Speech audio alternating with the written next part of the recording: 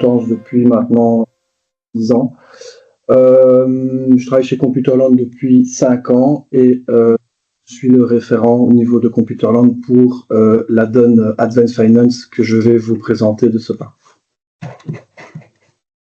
Alors, on rentre directement dans le vif du sujet. Donc, Advanced Finance, donc un add-on destiné à Business Central qui a été développé par la société Dynavision.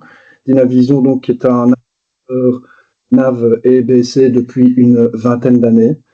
L'agenda ici, on va vous présenter donc rapidement la société Dynavision. Le contenu, ou en tout cas la philosophie de l'add-on Advanced Finance, et donc une explication poussée, en tout cas, sur les avantages de cet add-on et ce que ça peut apporter dans le cadre d'une comptabilité sur Business Central. On fera ensuite un résumé donc, des points et des forces importantes de l'add-on et on finira par une séance de questions-réponses. Voilà. Donc, qui est Dynavision? Donc, éditeur belge d'applications Business Central.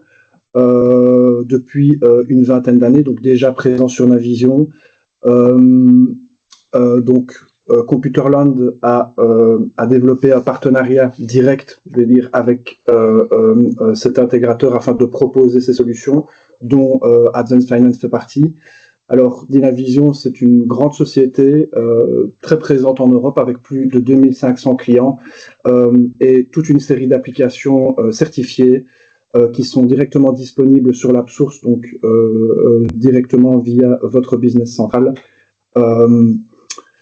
Et voilà, il y a une dizaine d'applications métiers. Vous pouvez aller sur leur site internet pour les consulter. Ça va de la finance à la production, en passant par la gestion des contributions, CEPA, BEBAT, etc. Donc toute une série d'applications qui ont pour vocation d'automatiser ou d'augmenter le niveau d'expérience sur Business Central.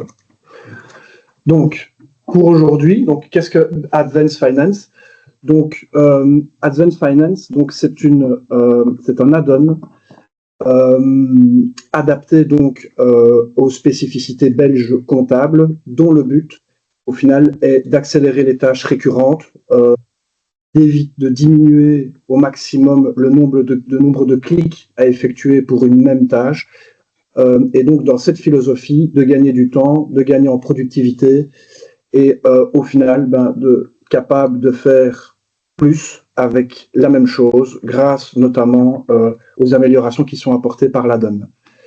Donc, ces améliorations, elles viennent au final de l'expérience, en fait, d'intégration, de mise en place à travers toute une série de clients.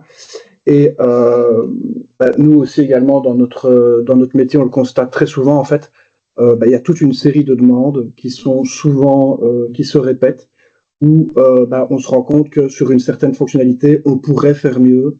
Je vais prendre un exemple, par exemple, la gestion des communications structurées pour la Belgique. Et donc, au fur et à mesure de l'expérience client, en fait, on se rend compte qu'il y a une série d'éléments de manière répétitive et qui ont une réelle valeur ajoutée. Alors, dans ce contexte, il y a un intérêt, au final, économique à développer donc, cet add-on, à le proposer au plus grand nombre de clients afin de pouvoir diluer au maximum l'investissement et d'apporter, au final, cette valeur aux clients directement à travers donc ce package, au final, de spécifiques qui ont été, je veux dire, intégrés dans l'add-on Advanced Finance. Donc, on dénombre une cinquantaine de fonctionnalités. Donc, l'add-on est en perpétuelle amélioration, si je puis dire. Donc, tous les ans, à chaque mise en place de version majeure de Business Central, on a des fonctionnalités qui sont ajoutées, on a des fonctionnalités qui sont améliorées, donc l'application est vivante, on a constamment de nouveaux éléments qui apparaissent, et l'add-on est proposé donc à 85 € hors taxe par mois, non dépendant au final du nombre d'utilisateurs qui vont utiliser le système. Mais par contre, c'est bien limité à un environnement. Voilà. Donc, le but de ce Coffee Call, vous présenter de manière non exhaustive, en tout cas dans un premier temps, les fonctionnalités majeures qui sont présentées, enfin qui sont présentes dans la donne. Non exhaustive, pourquoi? Parce qu'il y en a énormément. On va passer 1h15 à vous présenter les principales fonctionnalités. On n'aura pas le temps de 1h15 de repasser sur tout. On vous montre ce qu'il y a rajouté forte. Alors, il y en a d'autres. Hein. Il y a beaucoup d'autres petits éléments, mais ici, on a vraiment essayé donc de condenser. Voilà, la force de cette add-on est de pouvoir la présenter à travers différents thèmes que les comptables reconnaîtront rapidement. À certains moments, je vais arrêter la présentation pour me diriger dans un environnement démo afin, pour certains éléments, de vous montrer donc à quoi cela correspond dans les faits et de pouvoir directement donc vous mettre, je veux dire, en pratique les éléments que je vous montre directement dans un environnement. Donc, le premier élément.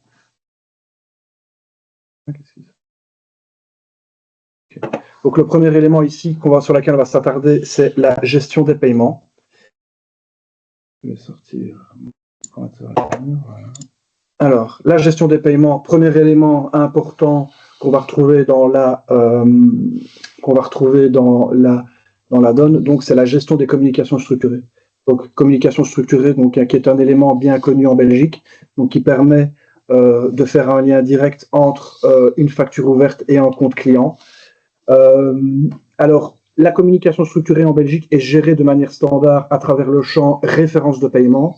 La problématique ici qu'on retrouve souvent, c'est que une référence de paiement, c'est pas toujours une communication structurée, c'est parfois un numéro de facture, c'est parfois une concaténation entre un numéro de client et un numéro de facture. Ça peut être beaucoup de choses autres qu'un message structuré. Et donc, ici, c'est également quelque chose que nous, on rencontre beaucoup au final dans nos projets d'implémentation. On a souvent ce besoin de distinguer une référence de paiement d'un message structuré. Et alors, voilà, c'est une des premières fonctionnalités qui est apportée au niveau de la donne Advanced Finance. Alors, deux éléments, communication structurée côté vente, communication structurée côté achat. Côté vente, il se génère automatiquement, donc on ne doit pas gérer ce champ-là. On peut le mettre à jour, hein, comme vous le voyez ici sur mon écran. Donc ici, je mets à jour donc, une facture de vente enregistrée. Donc j'ai la capacité a posteriori de l'imputation de mettre à jour la référence structurée en normal. Je veux dire, au moment de l'imputation, elle se génère automatiquement sur base du numéro de facture plus 2 chiffres de contrôle modulo. Donc ici, on reconnaît bien ici le numéro de facture et le numéro de facture ici qui a été encodé dans les 10 premiers chiffres de la référence structurée. Fonctionnalité similaire, mais cette fois-ci côté document achat. Donc, on peut encoder ici directement donc, dans une facture d'achat, cet élément-ci, ou directement au niveau de l'ordre d'achat, une référence structurée. On peut même encoder la référence structurée directement au niveau de la fiche fournisseur. L'intérêt étant ici de ne pas devoir l'encoder plusieurs fois. Il y a certaines références structurées qui sont les mêmes, en fait, qui font référence à un compte client chez le fournisseur, mais pas directement un numéro de facture. Donc, la référence est constante. On peut l'encoder directement au niveau de la fiche fournisseur ou de la commande achat, et celle-ci sera répercutée directement au niveau de la facture de vente enregistrée, sans devoir. L'intérêt ici, c'est quoi? On ne doit pas l'encoder 3 fois. Ça fait des clics en moins, ça fait des choses en moins à taper, ça fait des choses en moins à maintenir dans la facture de vente au moment de l'imputation. Donc, c'est du temps gagné pour le comptable. Ce sont toute une série d'éléments qui ont pu être automatisés, qui ne requièrent plus une intervention manuelle du comptable. Élément suivant. Référence de paiement sur le fournisseur. Donc ici, on est donc, comme je vous l'expliquais précédemment, on n'est plus ici sur la référence structurée, mais on travaille directement ici sur la référence de paiement. Référence de paiement dans laquelle, en fait, on va définir un format de référence de paiement ici, vendor A. Le vendor A, en fait, est une concaténation donc du numéro de compte underscore du numéro de facture. Et avec cet élément-ci, en fait, on va pouvoir créer une référence de paiement qui va pouvoir être automatiquement reprise sur les documents de vente, sur les commandes d'achat, et qui va donc éviter au comptable de devoir encoder cette information-là. Et alors, on peut le voir ici, donc, vendor A underscore invoice 24001, qui correspond donc au nom du fournisseur ici, et donc de la facture numéro 1, concaténation, qui permet donc d'automatiquement encoder une référence de paiement. Donc, encore une fois, moins de clics, automatisation, moins de risque d'erreur, et on fait plus vite, plus avec la même chose. Donc maintenant, je vais passer, donc je vais rester dans la section des paiements, mais je vais passer maintenant au niveau des comptes bancaires. Donc au niveau des comptes bancaires, on constate, donc ici, je suis au final donc dans la partie menu des comptes bancaires, et on voit directement une série de boutons supplémentaires qui sont apportés par la donne et qu'on va détailler maintenant directement. Donc premier élément, ici, ouvrir la feuille financière. Donc la feuille financière qui permet donc d'encoder des mouvements au niveau de la banque. En temps normal, on est dans la fiche bancaire. Si on voulait atteindre la feuille financière, il faudrait retourner au menu principal ou en tout cas utiliser ou alors la fonction recherche, encoder la feuille financière, rentrer dans la feuille, dans la liste déroulante de choix des feuilles financières, en sélectionner une, et seulement alors on arriverait au niveau de la feuille financière qui concerne le compte bancaire, ici directement avec un clic. Donc on arrive à faire ce qui en standard aurait peut-être nécessité 4 ou 5 clics pour arriver au même endroit. Dans le même ordre d'idée, ouverture donc de la feuille de paiement. Donc feuille de paiement ici, donc feuille qui permet donc via la fonctionnalité de proposition de paiement fournisseur, donc de sélectionner l'ensemble des paiements échus et de les mettre en proposition de paiement. Avec donc sa variante, la feuille de paiement EB qui permet donc de générer le fichier SEPA pour le télécharger, soit sur Isabelle, soit sur Multiline ou sur d'autres plateformes bancaires ou une banque directement. Donc, encore une fois, ici, on a ce bouton qui apparaît et qui permet donc d'accéder directement donc, au poids de menu pertinent par rapport à la gestion de la comptabilité bancaire sans devoir repasser par le menu principal. Donc, on économise encore une fois une série de clics qui, au quotidien, font sens. Quand on doit le faire 10, 15, 20 fois par jour, eh ben, c'est autant de temps qu'on a gagné pour faire autre chose. Second élément ici, donc, c'est un élément qui permet donc de directement, donc, au niveau de la feuille de paiement, la feuille financière, pardon, d'encoder le type de document. Donc plutôt, encore une fois, d'arriver sur la ligne, de créer la ligne, donc soit on l'encode manuellement, soit alors elle est directement importée d'un extrait bancaire. On peut donc directement définir un type de document par défaut au niveau donc de la feuille financière. Ici, effectivement, cette fonctionnalité ne fonctionnera pas, en tout cas pas en natif, avec la fonctionnalité CODA, tout simplement parce que l'information vient directement du codex, cette information n'est pas présente dedans.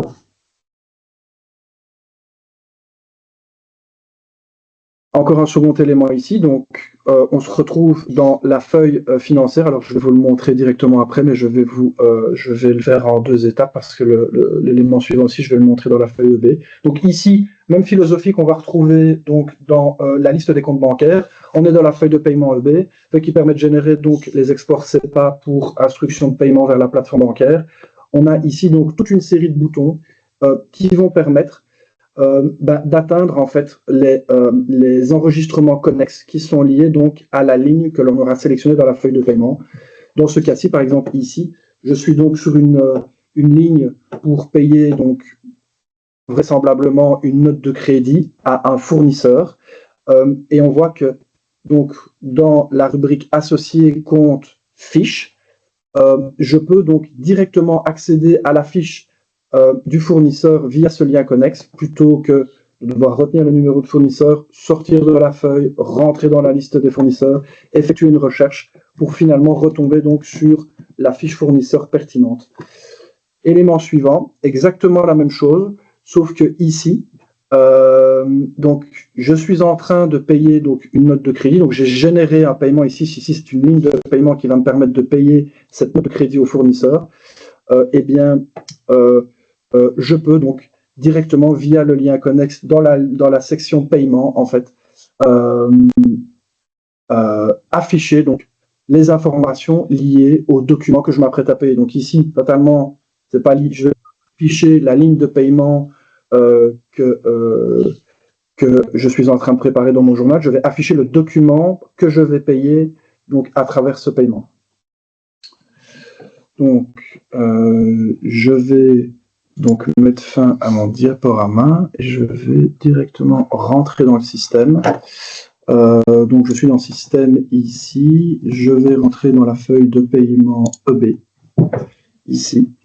Donc, je suis dans une base Cronus. Donc, ici, l'objectif ici, c'est de vous montrer les fonctionnalités. Donc, je vais directement rentrer dans le lien associé, le lien compte.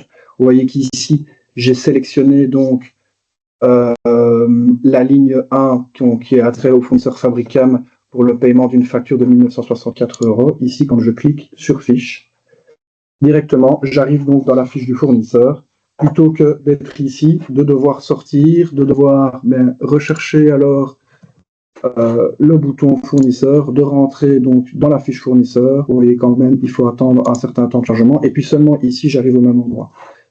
De cette manière-là, directement, voilà, c'est un gain de temps, c'est des clics en moins, donc c'est une performance améliorée, c'est des fonctionnalités qui sont améliorées au niveau de Business Central et qui permettent d'aller plus vite pour faire la même chose. Donc, dans mon ordre d'idée ici, je suis donc sur cette ligne CEPA, je paye cette facture-ci.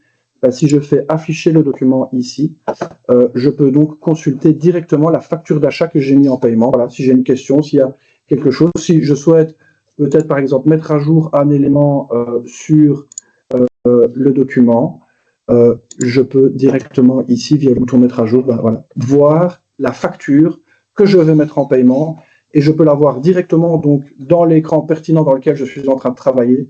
J'ai pas besoin de sortir de cet écran, j'ai pas besoin de repasser par le menu principal. Toutes les informations et toutes les fonctionnalités nécessaires au traitement des paiements sont présentes directement dans la page. Voilà. Je repars sur ma présentation. Voilà. Fonctionnalité suivante. Donc ici, on est encore une fois dans la feuille de paiement EB. Vous voyez ici que donc j'ai une série de factures ici pour lesquelles le compte bancaire pour le paiement n'a pas été renseigné de la même manière que le compte bancaire bénéficiaire. Normalement, si j'étais en standard ici, je serais bloqué. Il faudrait que je retourne dans les factures, que j'aille resélectionner un compte bancaire pour le paiement, que je rajoute un compte bancaire bénéficiaire. Donc en gros, je peux arrêter ma proposition de paiement là, la supprimer entièrement et aller remettre à jour les éléments au niveau de ma facture d'achat. Ici, j'ai une fonctionnalité, remplir le compte bancaire, pardon, qui me permet donc directement, au moment donc, du traitement de la proposition de paiement, de ne pas devoir la supprimer, la quitter et la recommencer. Je peux directement remplir cette information directement dans la feuille de paiement. Donc, je retourne dans ma feuille de paiement ici. On voit donc qu'il y a une série d'éléments ici pour lesquels on n'a pas de compte bancaire. Je vais par exemple prendre celle-ci. Ici, je fais remplir le compte bancaire et on voit ici par exemple que je peux remplir un compte bancaire. Par exemple ici, je fais OK et on voit donc que maintenant le compte bancaire qui va me permettre d'émettre ce paiement a été rempli. Alors l'intérêt, c'est quoi dedans? L'intérêt, en fait, c'est de préparer une feuille de paiement. Donc ici, c'est le compte bancaire donc, de la société ici, donc de la Cronus. C'est pas le compte bancaire qui va recevoir l'argent, c'est le compte bancaire émetteur.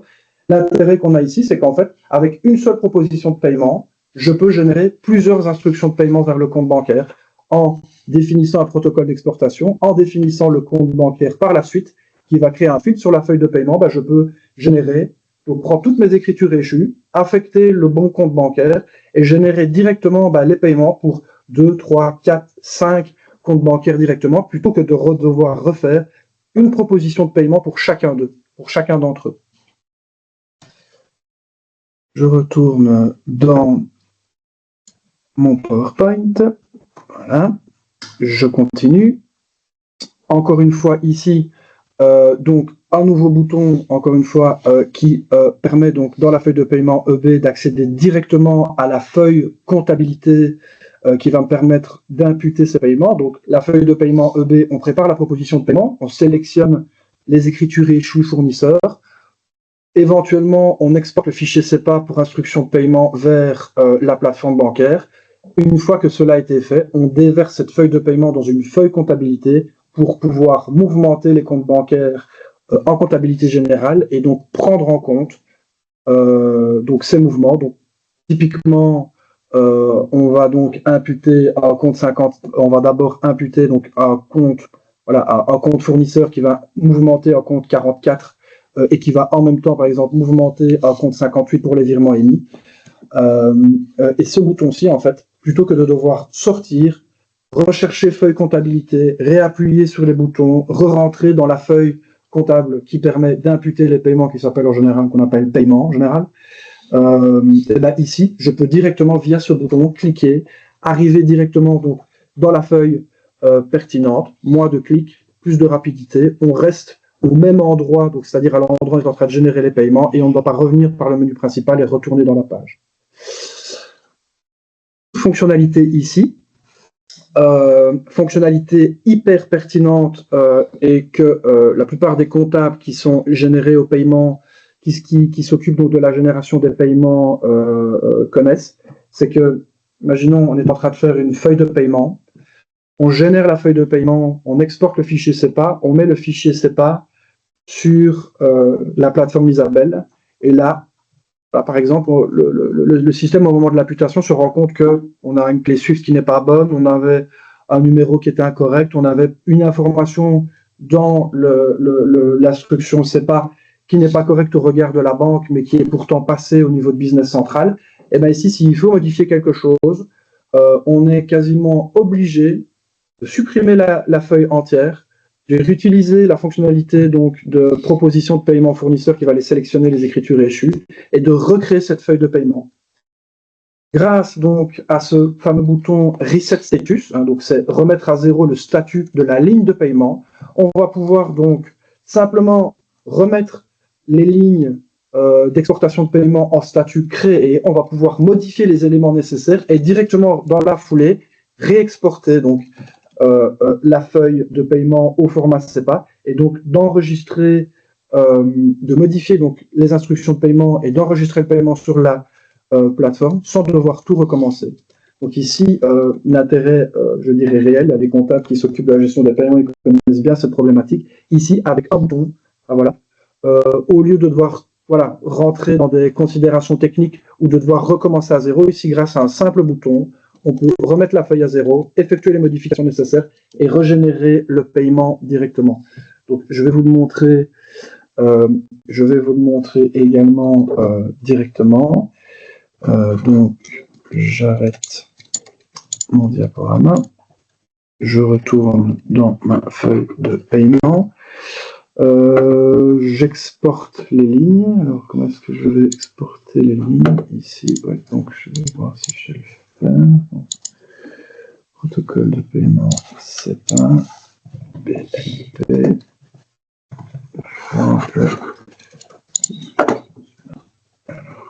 ici, donc, j'exporte les lignes de paiement. Donc, si je supprime ces lignes-là,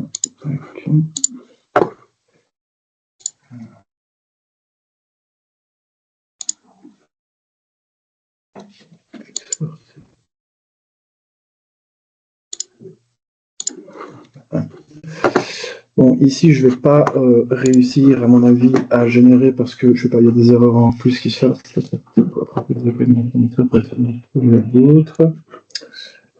Donc voilà, ici, simplement, quand vous allez émettre le paiement, vous allez arriver donc en statut traité et validé, donc qui va fermer la feuille. Ben, ici, simplement, via ce bouton-ci, on peut donc directement remettre à zéro le statut de la feuille et alors on va pouvoir remodifier les éléments de la feuille et puis pouvoir réémettre directement le paiement. Je retourne dans ma présentation. Donc ici, une autre fonctionnalité liée aux journaux financiers. Donc, elle permet, donc, comme on le voit ici directement, elle permet, comme on le voit ici directement, donc, de numéroter donc, l'extrait, les lignes d'extrait bancaire directement avec le numéro de document qui correspond donc au numéro d'extrait bancaire. On va avoir donc une distinction par ligne. Mais l'intérêt qu'on va avoir ici, c'est qu'au moment où on va imputer ces éléments-là dans la comptabilité, en lisant directement le numéro de document, on va avoir directement une indication sur l'origine de ce mouvement, donc qui va provenir d'un certain, je sais pas le pointeur laser que j'ai mis, qui va provenir donc d'un certain extrait bancaire ici et de la ligne, et donc on va directement avoir une référence précise à l'origine du paiement qui a été imputé, et on va pouvoir retrouver facilement donc l'extrait bancaire qui a généré ce mouvement. Ici, je peux le montrer aussi directement. Mais bon, ici, j'ai pas besoin de le montrer, c'est assez clair. Je veux dire, on a l'extrait bancaire ici, on est dans un journal financier, donc qui permet l'import. On voit ici que le numéro de document, ici, on a mis bank, et que ce numéro-là a bien été repris au niveau des lignes, et avec une distinction, donc, pour... avec une distinction donc pour au niveau des lignes directement. Alors, fonctionnalité suivante, devise société. Donc, comme vous le savez, donc quand on est dans un journal auxiliaire, donc une feuille d'achat, une feuille de paiement, une feuille bancaire, une feuille d'immobilisation, donc c'est-à-dire une transaction qui est effectuée dans un sous-journal par rapport au journal de la comptabilité générale, on est en devise de transaction. Donc, si la transaction qu'on est en train d'effectuer de base, c'est une facture en dollars, le montant sera en dollars. Voilà, si c'est une facture en rouble, le montant sera en rouble. Et on n'a pas directement au niveau du journal auxiliaire, donc que ce soit dans un journal financier ou dans un autre, une vision directe du montant donc, que cette devise de transaction va représenter quand on va la convertir donc, en devise société, en local currency. Ici, donc, l'intérêt, donc, c'est d'ajouter de la visibilité au moment de l'imputation. On va directement ici, donc, pouvoir constater donc, le montant auquel correspond donc les 200 € en monnaie de transaction, la valeur à laquelle qu'elle va représenter donc, dans la devise société. Donc, dans ce cas-ci, ce sera l'euro. Voilà, donc une visibilité accrue au niveau de l'imputation pour directement déceler si on a un problème au niveau du taux de conversion ou si le taux de conversion n'est pas celui qui est attendu. Voilà. Fonctionnalité suivante, toujours liée donc aux journaux financiers, la capacité de pouvoir ajouter une pièce jointe, donc un document justificatif et de le lier à la transaction qu'on est en train d'effectuer dans le journal financier. Alors, quel est l'intérêt? L'intérêt, c'est quand au mouvement, par exemple, les comptes bancaires, non pas avec un CODA, donc un format bancaire électronique, mais par exemple avec des extraits bancaires manuels, par exemple, ici, l'intérêt, c'est de pouvoir donc imputer l'ensemble des éléments donc, dans cette feuille financière et de pouvoir y adosser en pièce jointe le document qui a permis l'imputation et qui est l'élément justificatif de ces transactions, comme par exemple un extrait PDF des mouvements bancaires du CODA. C'est quelque chose qui n'est pas possible de faire en standard à travers des journaux. On doit passer par un document, une facture de vente, une facture d'achat ou un CODA. Le CODA étant la pièce justificative en elle-même. Ici, donc, on ajoute la fonctionnalité, enfin, Dynavision ajoute cette fonctionnalité dans les journaux financiers de pouvoir attacher une pièce jointe aux transactions que l'on va effectuer. Fonctionnalité suivante. Donc, aperçu avant validation. Donc, ici, l'intérêt, au-delà, je vais dire, ici, ça permet au final d'aller plus loin que le standard au niveau de l'imputation donc des écritures au niveau du journal financier, et ça permet donc de directement voir l'impact en comptabilité générale des mouvements qui vont être générés. Donc le preview posting au final permet donc de constater l'ensemble des mouvements au niveau comptabilité générale, on le voit bien ici, donc des transactions qui sont principalement liées donc à la reconnaissance de paiement client, et donc ici on voit directement le centralisateur client qui est impacté et le 55 000 est dans le centralisateur du compte bancaire, et on voit donc ici qu'on peut directement au moment de l'imputation de la feuille financière constater donc les mouvements que cela va générer en comptabilité. Voilà. Donc ici donc on va passer à un autre élément, la gestion des CODA. Donc la gestion CODA ici, c'est une fonctionnalité qui est spécifique à la localisation belge. Le CODA étant le format d'extrait bancaire qui est utilisé en Belgique. Alors, l'Addon Advanced Finance gère d'autres types de formats, comme le SOPA, je pense, et le CAMT53 qui est géré en standard, mais pour lequel on rajoute une fonctionnalité de gestion des communications structurées au travers du standard CAMT53. Ici, dans le cadre de cette présentation, on va se focaliser sur les fonctionnalités de réconciliation qui sont liées donc au traitement du fichier CODA uniquement.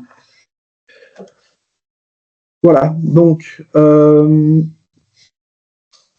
je vais directement passer donc à la présentation ici. Donc, vous voyez ici donc sur ici donc cette première partie au final ici et encore parce que sans la partie search test ici correspond au standard. Donc il y a une série de colonnes qui ont été rajoutées pour augmenter les fonctionnalités de la vue encodage CODA. Ici, la fonctionnalité qui est présentée ici, c'est donc une fonctionnalité qui est basée sur la reconnaissance de texte dans la communication de paiement qu'on va retrouver au niveau du CODA. Et donc ici, on indique que pour un type de transaction particulière, donc si je ne me trompe pas ici, c'est un paiement client, on indique que si on reconnaît la chaîne de caractères live contenue dans la communication de paiement, on va directement pouvoir définir un type d'imputation particulière au moment de la reconnaissance de cet élément pour cette transaction particulière. Donc, ce n'est pas live qui va s'appliquer à tous les types de transactions. Donc,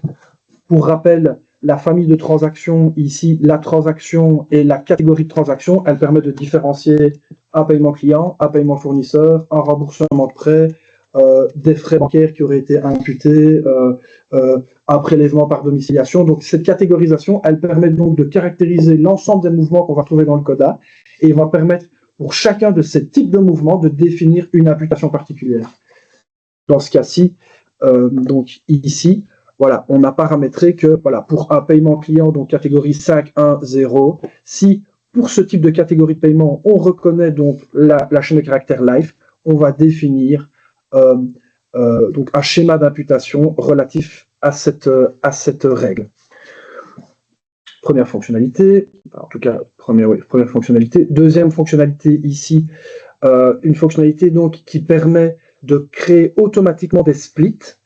Donc, encore une fois, la philosophie générale ici de l'addon, c'est de gagner du temps, c'est de faire la même chose en moins de clics. Donc, on le sait, la réconciliation des paiements, c'est une des tâches que le comptable doit assumer et qui peut prendre énormément de temps,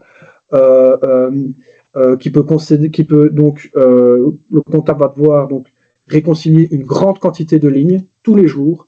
Et donc, plus on va automatiser cette tâche critique, plus on va baisser le nombre d'erreurs, plus on va pouvoir gagner du temps, plus on va pouvoir fiabiliser au final la réconciliation, et plus on va pouvoir aussi se focaliser sur d'autres tâches que celles d'un traitement manuel d'un extrait bancaire. Donc ici, la fonctionnalité ici, elle existe, on va dire, de deux manières. Donc ici, on voit donc le CODA Statement Line qui correspond donc à l'écriture qu'on va retrouver au niveau de l'extrait bancaire. On voit donc qu'on a un paiement donc de 49 cents qui a été effectué. Dans cette instruction de paiement, alors je n'ai pas la présentation, je ne saurais pas vous montrer le CODA ici, mais dans l'instruction de paiement, en fait, on a donc le détail des différents montants en fait, que représente ce montant, je vais dire, globalisé de 49 cents.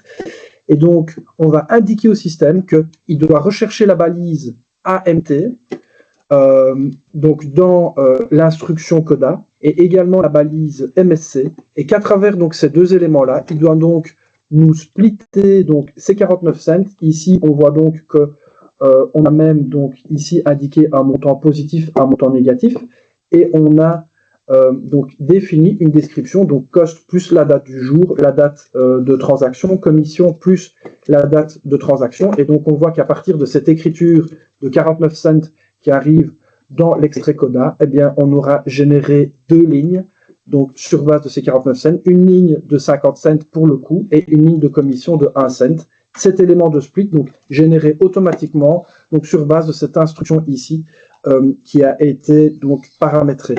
Alors, comme vous le voyez directement ici, le paramétrage donc de réconciliation ici, c'est un paramétrage qu'on va devoir faire, je vais dire, spécifiquement au cas par client. Suivant l'information qui est disponible et la manière dont elle est disponible dans le codin, on va pouvoir définir ces règles. Mais ce sont des règles, par exemple, ici, ça fonctionne dans le cas d'un paiement, je vais dire, head and red, mais de manière générale, donc c'est un élément qui requiert du paramétrage, qui requiert une analyse et qui requiert au final de détecter toutes ces transactions pour lesquelles, en fait, on peut aller plus loin en termes de réconciliation. Donc, c'est pas out of the box, il faut le paramétrer, il faut travailler dessus, mais voilà, c'est un élément qui est partie intégrante de toutes les intégrations business centrales. Quand on travaille sur la réconciliation, c'est du paramétrage qu'il faut mettre en place. Deuxième fonctionnalité, c'est la même que la précédente. Ici, la seule différence étant ici que, au lieu donc de chercher donc une balise comme par exemple AMT ou MSC, on va indiquer donc au système une position, un endroit précis dans le codin dans lequel il doit regarder pour détecter la valeur au final qu'il doit utiliser pour la reprise du montant. Et donc on va lui indiquer, voilà, position 7 et 8. Donc c'est un contexte de balise au final. Et alors on va lui indiquer qu'à cette position-là, il doit aller reprendre le montant. Le montant est un chiffre avec 2 décimales, donc un point et puis 2 zéros après, qui doit reprendre ces montants-là et les réintégrer dans la ligne de traitement CODA afin d'effectuer ce split. Voilà, donc voilà pour la réconciliation avancée au niveau du CODA. Je vais passer à une fonctionnalité suivante maintenant, qui est une fonctionnalité également qui est très intéressante. Donc c'est que la donne Advanced Finance permet automatiquement au système de tenter et d'effectuer un lettrage de plusieurs factures avec un seul paiement. Donc en standard, le lettrage, c'est du 1 pour 1. Donc si on a un numéro de facture donc en standard, c'est d'abord le numéro de compte bancaire du client qui va être utilisé pour retrouver le bon compte bancaire. Quand il trouve, donc je ne suis pas dans un contexte de communication structurée, je suis vraiment en standard. Donc quand il va trouver donc le compte bancaire du client, il va donc mettre ce paiement dans le client, mais il ne va pas encore lettrer ce paiement avec une facture ouverte. C'est ce qu'on va appeler donc un lettrage partiel, partly applied en anglais. Quand il va la mettre dans la fiche, dans le compte du client et qu'il va trouver un match avec un montant, une plage de date et un numéro de facture qui correspond donc à un numéro de document ouvert dans le compte du client, alors là, il va faire un lettrage complet. Donc, ce que j'explique ici, ça fonctionne avec un numéro de facture, mais ça ne fonctionne pas avec plusieurs numéros de facture. Dans ce contexte-ci, par contre, la donne Dynavision, donc on voit ici que, donc, vous voyez qu'ici, c'est donc la vue de lettrage des écritures clients, et on voit donc ici que à partir donc d'un montant total et de 3 instructions, de 3 factures fournisseurs reprises dans la communication de paiement, le système a été capable d'aller lettrer ce montant avec les 3 factures ouvertes dans le compte du client et donc d'effectuer ce lettrage. On peut même aller un peu plus loin, c'est encore une des fonctionnalités qui a été apportée mais que je vais pas traiter plus longuement ici, mais il faut savoir qu'il y a même une flexibilité au niveau de cette réconciliation qui permet, donc ce sont des éléments à paramétrer, mais d'augmenter la flexibilité du traitement du système, en par exemple, si le client n'a pas mis un plus, mais a tiré un espace ou pas, ou a utilisé d'autres caractères d'espacement, on peut aussi configurer le système pour augmenter sa flexibilité, lui permettre de reconnaître la référence de paiement au-delà des caractères non significatifs, approximatifs qui auraient pu être encodés par le client lors du paiement. Voilà. Fonctionnalité suivante. Donc, si par exemple, on a un paiement d'un client qui arrive dans un extrait bancaire et qu'on se rend compte que le système n'a pas reconnu donc le paiement et à un moment dit ah ben si je reconnais ce client, etc. On impute, donc on met le paiement non reconnu dans un client. Automatiquement, le système en fait va proposer, donc sur base de cette imputation manuelle, de reprendre le compte bancaire du client et d'aller créer un compte bancaire dans la fiche du client.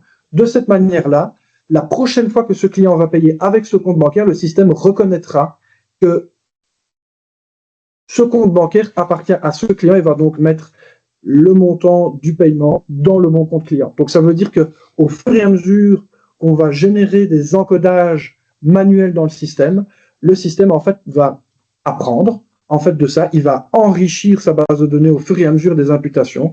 Et donc au fur et à mesure des imputations, en fait, on va avoir de moins en moins de lettrage à effectuer manuellement, car tous ceux qu'on a effectués avant, au final, ont été enregistrés comme clients, si c'était, enfin, dans la fiche client, si c'était possible. Si c'est un compte bancaire qui paye plusieurs clients, ben, là, du coup, il faudra dire non.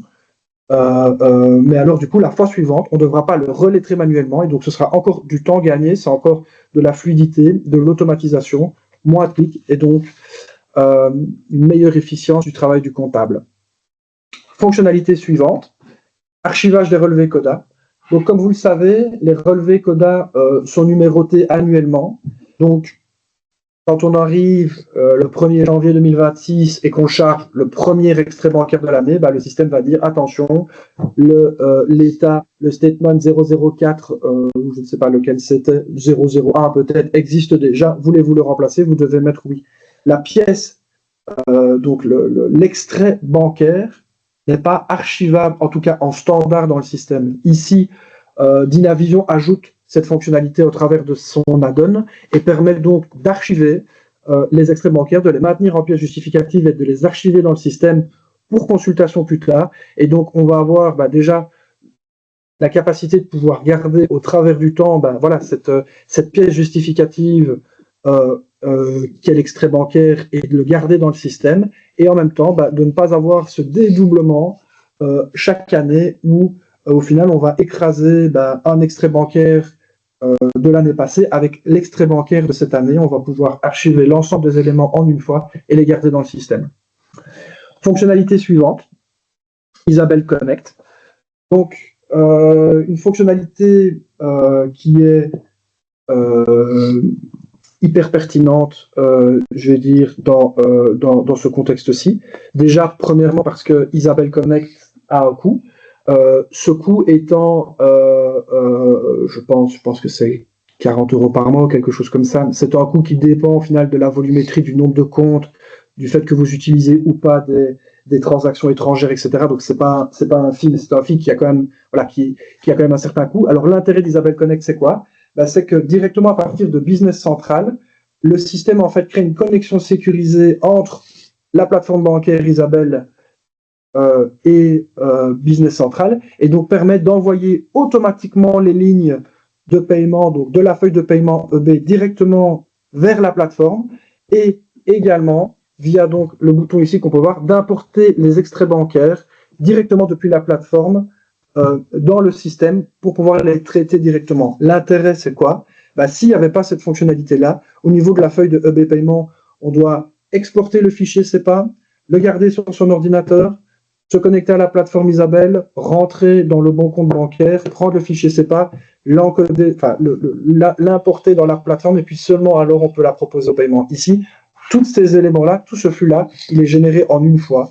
Par exemple, dans le cas, en faisant Send Lines to Isabelle, on va pouvoir envoyer toutes ces instructions de paiement directement vers Isabelle en une fois. Donc, plus de sécurité, une passerelle sécurisée, moins de risques de perte, etc. Parce qu'au final, le fichier CP ne se retrouve pas sur un PC, il est directement dans le système, il est envoyé directement depuis la plateforme, un gain de temps. Et donc, cet add-on-là, il est intégré, donc il fait partie intégrante de l'add-on Advanced Finance. Donc, quand vous installez Advanced Finance, vous avez également donc les fonctionnalités d'Isabelle Connect qui sont intégrées et desquelles vous pouvez profiter. Après, il y a quand même toute une série de paramétrages à mettre en place pour pouvoir donc faire fonctionner cet add-on, mais je veux dire, autant de paramétrages qu'il aurait fallu faire pour mettre en place la donne normale, je veux dire, dans le système. Donc ici, c'est une fonctionnalité, je veux dire, hyper pertinente, donc qui permet de créer un lien sécurisé entre BC et la plateforme Isabelle. Alors, ça s'appelle Isabelle Connect, précisément parce que ça permet de connecter la plateforme Isabelle, donc ça ne fonctionnera pas avec d'autres plateformes comme Multiline ou d'autres. Ici, c'est vraiment spécifique à Isabelle Connect. Il y a d'autres éléments qui permettent de connecter d'autres plateformes, mais ici, dans le cas de Advent Finance, spécifiquement pour la localisation belge, c'est donc le module Isabelle Connect qui est intégré. Voilà. Fonctionnalité suivante, fonctionnalité relative donc à la gestion de la TVA. Donc, comme vous le savez, en Belgique, le numéro de TVA correspond au numéro de société. Alors, ce n'est pas le cas dans les autres pays, mais c'est le cas en Belgique. Et donc, ici, la fonctionnalité d'Advance Finance permet de fusionner ces deux champs en un seul au niveau des fiches clients à partir du moment où l'on référence le client comme appartenant au pays BE, donc la Belgique.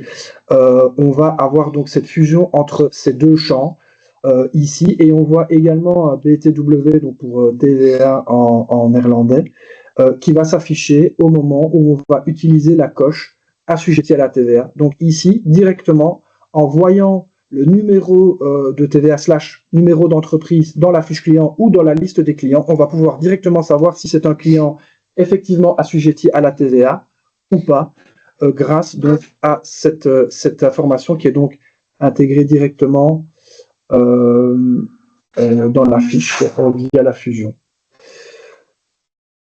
Autre élément, donc le check-vis. Donc le check-vis, c'est quoi? C'est un portail mis à disposition par l'Europe qui permet donc de valider les informations d'une société sur base de son numéro de TVA intracommunautaire. Donc, sur base du numéro de TVA, en fait, on peut aller consulter une base de données qui fait partie de la communauté européenne et qui donc permet de récupérer donc l'adresse, le nom et toute une série d'éléments importants. Donc, dans le cas de transactions intracommunautaires, d'être certain d'avoir les bonnes informations et de correctement donc remplir la fiche client.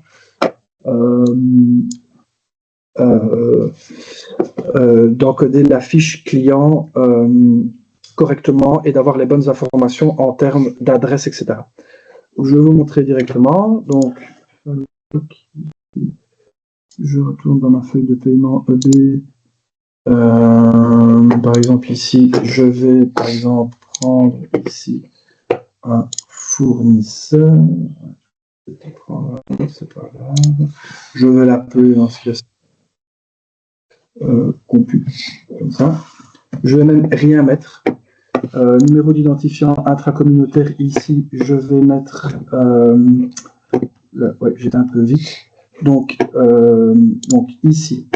Donc j'ai référencé le numéro de pays BE. Vous voyez qu'ici, grâce à ça, j'ai eu donc une fusion entre le numéro de TVA, l'identifiant intracommunautaire de l'entreprise, c'est la même chose. Étant donné que j'ai appuyé sur assujetti, j'ai BTW. Vous voyez qu'ici, j'ai pas l'information qui est intégrée au niveau de l'adresse, de la ville, etc. J'aurais pu l'encoder.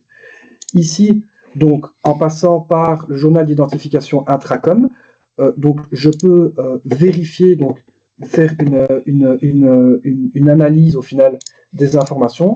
Et quand je vais sur détail de validation ici, donc j'ai donc une comparaison entre les informations au final que le VIS m'a indiquées et les informations qui étaient présentes dans le système. Et donc je peux directement mettre à jour sur base donc, de l'information de la base de données mon client. Et j'ai même, et c'est la fonctionnalité qui est apportée ici, j'ai donc la capacité ici de modifier donc la réponse et par exemple de dire en fait ici c'est pas Hans, je sais pas, c'est à l'heure par exemple ici, et ensuite je peux donc directement mettre à jour la fiche donc directement sur base de ce check, et on voit donc qu'ici que l'information que j'ai été recherchée elle est correcte. Donc ça permet au final de valider que les informations qu'on a pour une transaction intracommunautaire. Ici, je suis dans un client belge, peu importe.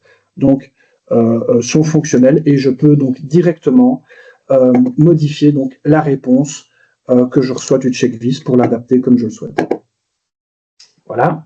Fonctionnalité suivante liée à la TVA non déductible. Donc, la TVA non déductible dans toute une série de transactions particulières liées à des voitures où, au final, on a une limite de déductibilité TVA soit de 50% pour l'essence, soit limité donc à un certain nombre, à un certain taux, dépendamment de la quantité d'émissions, etc. Ici, donc dans les écritures TVA, donc ici je suis dans le sous-journal de TVA, donc qui va me permettre au final de générer par la suite la déclaration TVA, etc.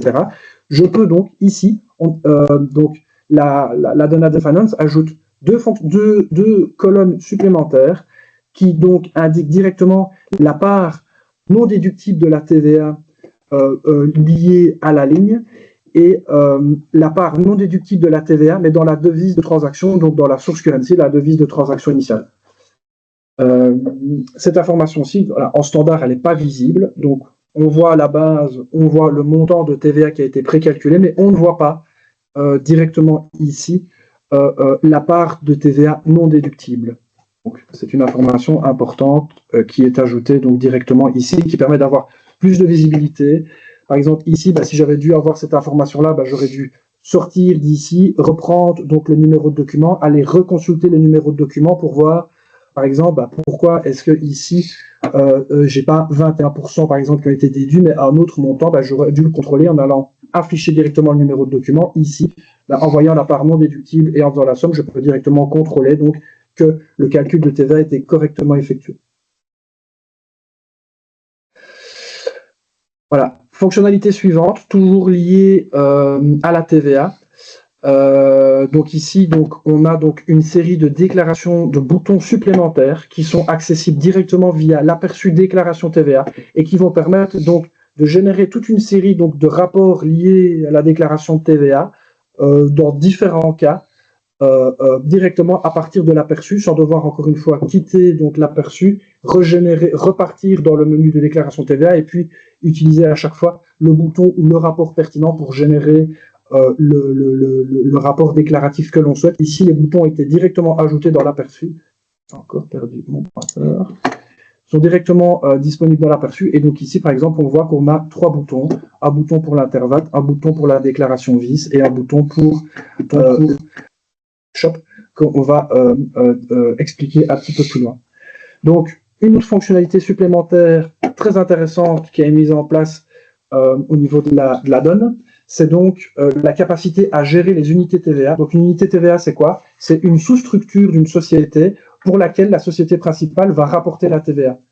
Par exemple, dans le cas d'un groupe, par exemple, le groupe va déclarer sa TVA, mais en fait, chaque sous-société qui n'est pas donc fusionné dans le groupe, mais qui est par exemple un satellite d'un groupe, ça va correspondre à une unité TVA. Et ici, grâce à cette fonctionnalité d'unité TVA, on va pouvoir donc directement déclarer la TVA collectivement pour toutes les sociétés liées à l'unité TVA via la déclaration, voilà, sans devoir faire des éléments, on va dire des consolidations TVA séparées. Cette fonctionnalité permet de le gérer directement dans le système et donc, encore une fois ici, d'éviter de devoir repartir en manuel, de refaire encore toute une série de traitements itératifs répétitifs. On peut directement gérer cela en quelques clics dans le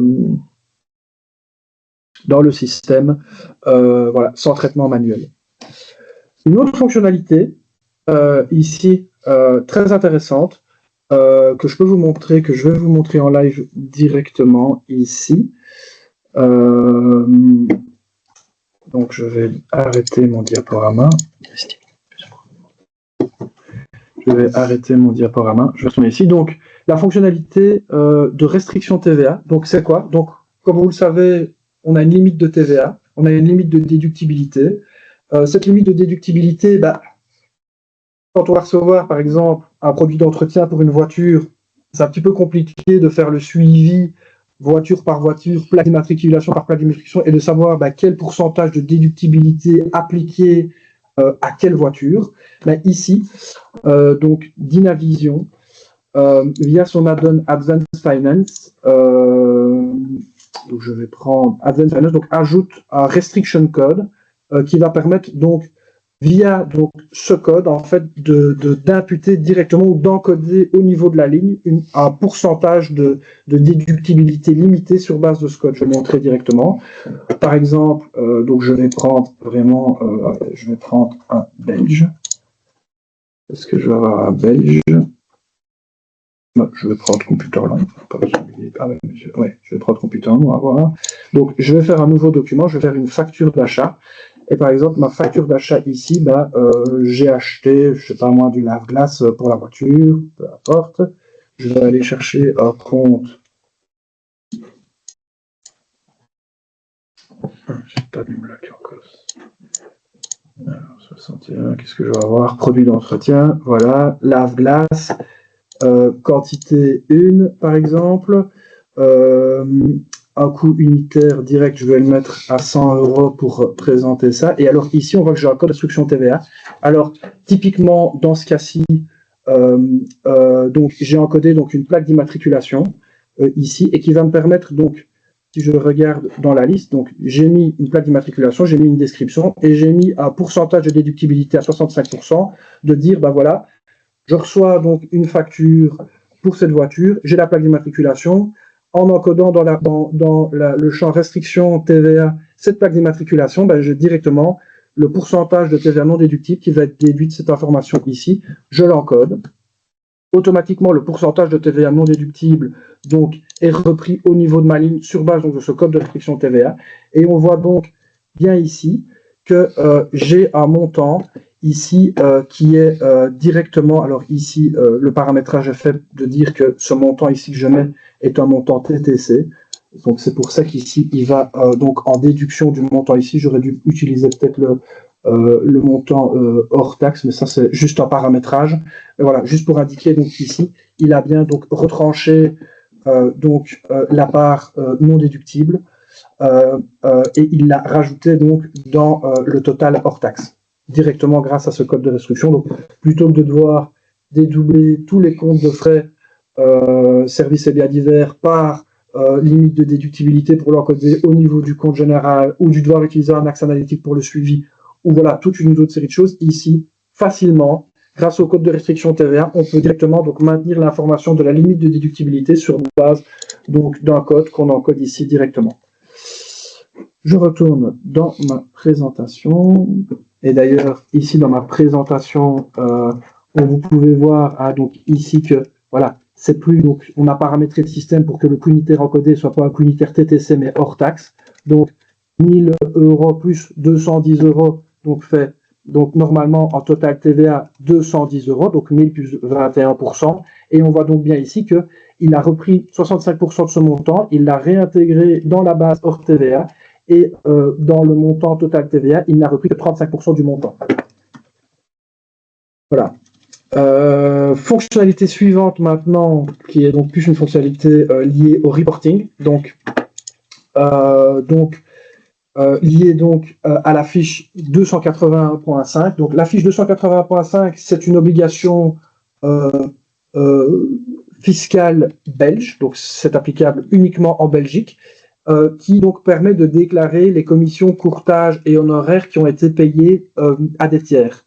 Donc, la fonctionnalité ici, elle permet donc automatiquement, depuis les écritures comptables, les fournisseurs concernés, etc., en utilisant donc les données légales du déclarant comme le numéro, BCE, l'adresse, etc., de générer automatiquement cette fiche 281.50 et également de générer la fiche 325.50 qui est simplement donc l'équivalent de la fiche 281.5 mais au format XML qu'on va pouvoir directement envoyer vers Belco Tax on Web, donc le portail d'entrée du ministère des Finances pour toutes les déclarations fiscales. Donc 325.5, c'est simplement mon pointeur laser, le pendant XML de la fiche 281.5. Fonctionnalité suivante, Donc deux éléments donc, qui ici donc, ont une application spécifique donc, pour le cas des emballages réutilisables, qui est donc cette fonctionnalité de pouvoir exclure certains groupes produits TVA de la déclaration d'échange de biens, donc la déclaration VIS.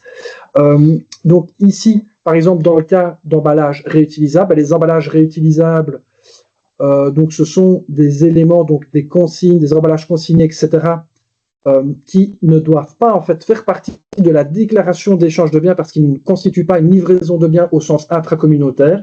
Et donc, pour répondre à ce besoin et donc éviter au comptable de devoir manipuler la déclaration d'échange ou de devoir refaire des retranchements manuels dans le document, ici, grâce donc à cette fonctionnalité qui va permettre d'exclure certains groupes comptabilité, comme par exemple des groupes compta produit TVA, comme par exemple celui lié aux garanties, où on voit qu'ici, donc on a défini une règle pour le dire, on prend tout ce qui est différent de garantie en termes de groupe compta produit TVA, on va pouvoir exclure ces groupes-là et donc générer une déclaration d'échange finalisée sans devoir retrancher, sans devoir traiter des cas particuliers manuellement par après. Et donc c'est cette fonctionnalité au final qui est apportée donc par la donne Dynavision, où ici, on a donc une déclaration intracommunautaire modifiée. Dans le même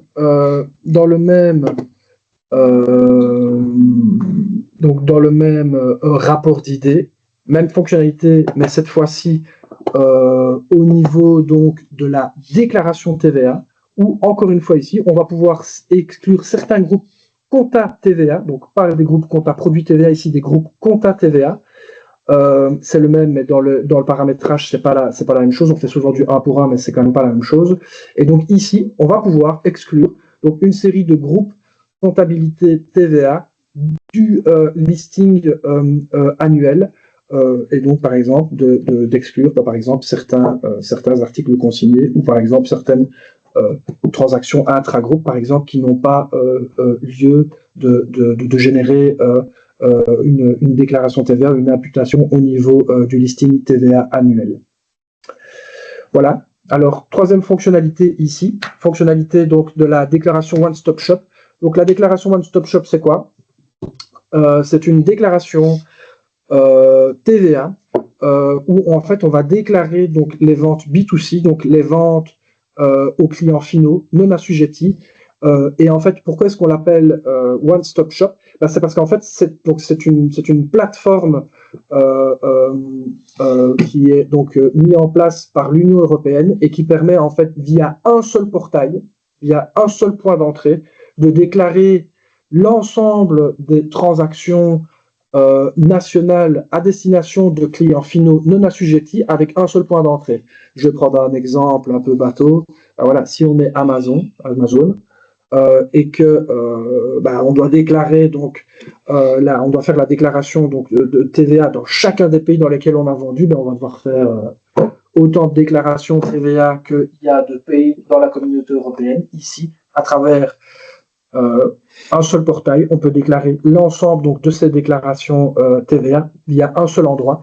Et l'intérêt ici, c'est que cette fonctionnalité One Stop Shop, elle permet également donc de générer le fichier XML qu'on va pouvoir charger directement sur le portail de la communauté européenne, sur le portail TVA, et qui va donc permettre de déclarer automatiquement donc l'ensemble de ces montants sans devoir les encoder un à un manuellement. Donc on gagne encore des clics, on gagne encore en traitement manuel, on gagne en temps, et donc le comptable, toutes autres choses restant égales, peut faire plus avec la même quantité de temps, et donc gagner en efficience et éviter les éléments répétitifs. Voilà. Donc quelques dernières fonctionnalités. Ici, le lettrage des écritures comptables en comptabilité générale. Alors, je pense que tout le monde, en tout cas qui travaille sur la localisation belge, connaît donc le fait que Microsoft, donc Business Central, a supprimé donc le lettrage en comptabilité générale qui était, en fait, aussi étonnant que cela soit-il, un spécifique belge. Donc, on peut toujours lettrer une facture et un paiement en comptabilité client, en comptabilité fournisseur, On peut faire un lettrage en comptabilité bancaire, etc. Mais le lettrage en comptabilité générale directement dans un compte général, c'est un spécifique donc, qui a été remplacé par la fonctionnalité de révision des écritures. C'est une fonctionnalité qui a eu son lot de polémiques. Certains s'y sont adaptés, d'autres ne l'ont pas du tout aimé. Ici, Dynavision, à travers donc, son add-on, a voulu donc réinstaurer au final cette fonctionnalité et donc remettre donc une fonctionnalité de lettrage rapide et de délettrage, donc elle fait les deux, avec ici un fonctionnement donc, qui est similaire à la fonctionnalité de rapprochement, donc pas de réconciliation, de rapprochement qu'on peut retrouver donc, dans les fonctionnalités standards de Business Central, notamment dans les fonctionnalités Worldwide. Alors, c'est très simple, on a donc des écritures à gauche, on a des écritures à droite, on va sélectionner une écriture d'un côté, une écriture de l'autre, on va faire valider le lettrage, et donc en 2 clics, 3 clics, on va pouvoir directement créer un lien entre une facture, par exemple, et son paiement, ou, par exemple, c'est pas moi, dans un compte de classe 1, un élément entre une affectation et son prélèvement, et donc on va pouvoir dégager directement le solde, donc le montant de la balance, c'est indiqué au niveau de la comptabilité générale. Ok, je vois que j'ai 1000 d'un côté, j'ai 2000 de l'autre, j'ai une balance de 1000, mais à quoi correspondent ces lignes dans le compte directement? Grâce à cette fonctionnalité de lettrage, on va pouvoir le voir directement. Alors, comme je l'ai dit, de la même manière, on rentre dans le Apply General Ledger et on va également pouvoir délettrer donc, via cette fonctionnalité. Donc, on va encore une fois gagner en clic et on va, dans ce cas-ci, réintégrer donc, une fonctionnalité hyper pertinente pour les comptables qui travaillent donc, dans le Gap belge. Et voilà. Donc, voilà en tout cas ici donc pour la présentation donc des grosses fonctionnalités qu'on voulait donc vous mettre en valeur. On a encore toute une série d'autres fonctionnalités qui sont présentes. Il y en a énormément. On n'a pas assez avec 1 heure ni même avec 2 à mon avis pour toutes les présenter. Mais voilà, on vous a fait donc un dernier slide ici non exhaustif pour remontrer encore 8 autres éléments donc de l'add-on Dynavision qui peut apporter encore une fois une valeur ajoutée dans le quotidien des comptables et qui va permettre donc d'améliorer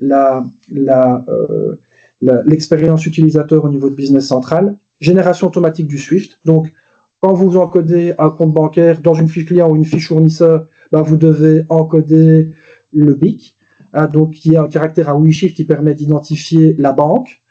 On ne sait pas déduire le BIC à partir de l'IBAN. Donc, normalement, quand vous encodez l'IBAN, vous devez également avoir l'information pour le BIC. Ici, on peut connecter, donc, via l'add-on Advent Finance, on peut se connecter à une plateforme qui va permettre, donc, une base de données, en fait, qui va permettre, donc, au moment où vous encodez un compte bancaire, principalement un compte bancaire belge, de directement aller rechercher le compte SWIFT apparenté à cet IBAN et de l'encoder directement dans la fiche bancaire plutôt que de devoir sortir, prendre le numéro de compte bancaire, aller sur un site internet, rechercher le bon code SWIFT et puis de l'encoder dans la fiche. Ici, directement, le système est capable de générer automatiquement le SWIFT sur base de l'IBAN. On a également un flux d'approbation pour les comptes bancaires. Donc ça, c'est également un truc hyper important. Donc imaginons, on a un fournisseur, on a par exemple une gestion centralisée des achats. Les acheteurs vont créer les fiches fournisseurs. Ils vont créer les fiches fournisseurs de A à Z.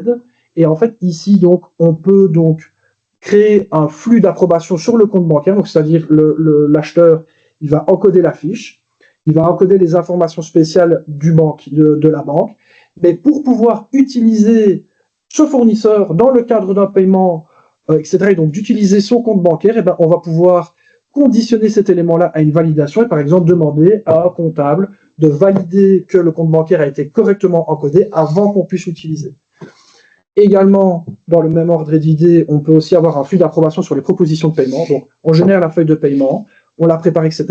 Pour pouvoir, par exemple, dans le cas par exemple de l'utilisation avec Isabelle, avant de pouvoir envoyer les lignes, on peut soumettre cette proposition de paiement à validation, par exemple au niveau N+1, N+2 pour valider la proposition avant de pouvoir l'envoyer vers Isabelle, avant de pouvoir l'exporter, avant de pouvoir la traiter.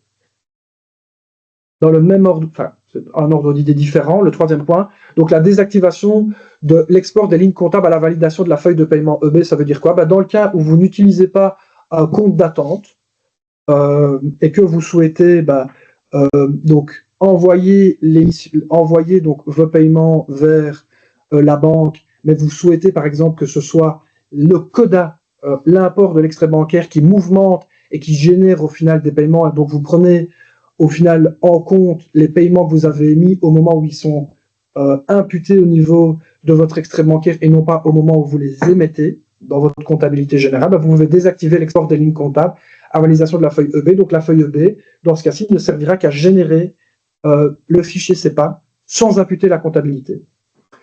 La gestion des relances, donc ici, encore une fois, donc gestion des relances, fonctionnalité standard. Ici, on va plus loin et on ajoute donc la capacité de pouvoir joindre dans tous les mails de relance client,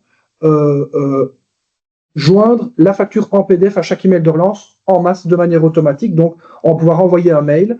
Bonjour, sauf erreur de notre part, n'avons pas reçu, votre facture est toujours ouverte, etc. Pourriez-vous payer la facture? Le document qui est joint en standard, c'est un document de relance où, au final, on indique le numéro de facture des factures qui ont été relancées, mais on ne joint pas en standard les factures échues qui sont relancées. Ici, on a la possibilité donc de joindre un exemplaire de ces factures, donc en plus du document de relance, directement par mail en masse. Une fonctionnalité supplémentaire, donc c'est également donc dans la feuille de paiement EB, donc la feuille qui permet de générer les paiements. On a donc une écriture, une colonne supplémentaire qui va permettre donc d'indiquer la date d'échéance de la facture qu'on s'apprête à payer directement dans la feuille de paiement EB. Par exemple, si on doit faire un arbitrage au niveau du paiement. Également une optimisation du lettrage partiel. Donc juste avant, je vous ai montré donc cette capacité donc que le système a de lettrer très rapidement certaines écritures. Ici, normalement, le lettrage en comptabilité générale, c'était un lettrage complet. Donc on liait 1000 avec 1000. On ne pouvait pas faire ça de manière partielle. Ici, donc, on a encore, Dynavision a été encore plus loin dans son add-on en permettant donc le lettrage partiel à travers sa fonctionnalité de lettrage. Une autre fonctionnalité, donc export des paiements internationaux via Isabelle Connect. Normalement, avant cela, Isabelle Connect, c'était principalement pour les paiements CEPA et non-euro CEPA. Les exports de paiements internationaux, même en standard, ne sont pas gérés dans BC. Vous avez le protocole, mais en gros, ça va vous générer en standard un PDF d'instructions de paiement que vous allez devoir reproduire manuellement dans Isabelle ou dans un autre portail. Ici, Isabelle Connect, donc via le module finance avancée, permet également de gérer les paiements internationaux. Et un dernier point pour conclure cette présentation, donc c'est donc au niveau des feuilles compta-IMO, la capacité d'avoir le nom de l'actif. Donc voilà, c'est encore une fois un élément qu'on retrouve souvent dans les projets. On a dans le compte de dotation IM001 et on a le montant de la dotation. La numérotation de l'IMO, elle n'est pas pertinente pour comprendre de quelle nature, de quel IMO on parle directement. Ici, on ajoute donc via un flow field directement dans la feuille compta IMO le nom de l'actif. Donc ça permet d'avoir une meilleure visibilité dans l'imputation et de reconnaître directement pour quel IMO on est en train de travailler et de ne pas se tromper. Alors voilà, ici j'essaie donc de faire une présentation, je vais dire, globale. Il y a encore beaucoup d'autres fonctionnalités qui n'ont pas été présentées. Dans ce cas, on a vraiment essayé de vous présenter ici les plus pertinentes. Il y en a d'autres, mais voilà, ce qu'il y a à retenir, en tout cas, donc, par rapport à cette présentation ici, c'est voilà, la philosophie, au final, de cet add-on, comme je vous l'ai présenté pendant, je pense, même plus d'une heure maintenant, même plus d'une heure quart, cet add-on, c'est vous allez gagner en efficacité, vous allez gagner en performance, vous allez gagner en expérience utilisateur au niveau de Business Central, vous allez pouvoir permettre de éviter les tâches récurrentes et les traitements manuels. Donc, vous allez pouvoir faire plus rapidement, dans la même quantité de temps, avec le même nombre de personnes. Vous allez pouvoir gagner donc en performance. Vous allez pouvoir vous focaliser sur d'autres tâches que ces tâches répétitives. C'est une solution qui a été largement déjà éprouvée, qui est donc le fruit d'une expérience client qui a été accumulée sur des années et des années d'implémentation du système, que ce soit Navision, Nav, Business Central. C'est une extension 100% SaaS, que vous pouvez retrouver sur l'app source Business Central. Après, elle n'est pas out of the box, hein, elle nécessite du paramétrage, elle nécessite de l'implémentation. Donc, c'est d'ailleurs dans cette perspective-là que nous, on propose au final l'implémentation de cette solution qu'on a déjà mis donc, chez toute une série de clients et que donc on est capable de paramétrer et de mettre en place. Alors, la tarification ici, donc hors implémentation, elle est très simple, une souscription mensuelle, sans limite d'utilisateurs. On parle donc d'une application qui est certifiée pour l'app source, en évolution continue, et qui donc évolue et vous permet en fait au final de profiter au final de cette expérience et de ce gain donc de connaissances qu'on a intégré au univers de cet add-on. Vous calculez la quantité de TP que vous allez économiser sur un an grâce à cet add-on, la quantité de choses que vous allez pouvoir faire en plus avec le même nombre de comptables, et vous allez directement vous rendre compte que l'intérêt économique qui se retrouve derrière cet add-on ne fût-ce même que l'effort en termes de développement qui aurait dû être fait pour intégrer toute cette fonctionnalité en spécifique dans une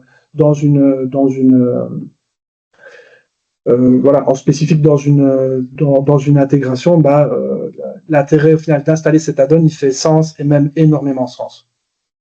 Donc voilà. Je m'arrête ici pour la présentation et on va pouvoir passer directement donc à la séance de questions-réponses. Si vous avez des questions, vous pouvez les mettre dans le chat maintenant.